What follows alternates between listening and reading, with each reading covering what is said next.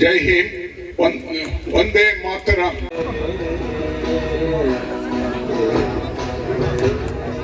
ఇక్కడే కూర్చోబెట్టాం మనం.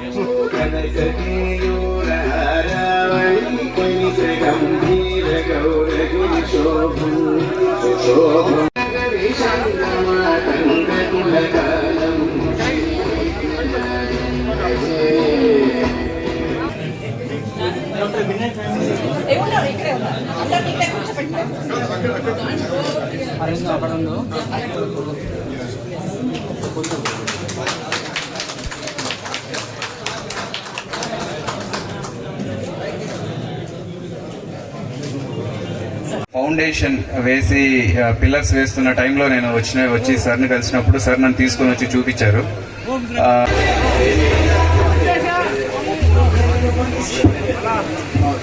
విష్ణు, గంగాధర్, లింగప్ప.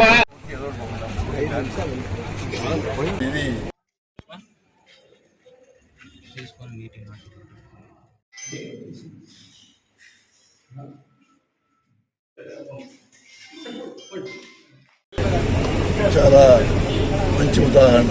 కుటుంబం మొత్తం ముందుకు వచ్చి ప్రతి ఒక్కరూ సహకరించడం అనేది మన దేశంలో కూడా చాలా అభివృద్ధి. పాతకాలం పోయింది కదా, జాయింట్ ఫ్యామిలీస్ అని ఇలా జరగడం చాలా అరుదైన ఉదాహరణ.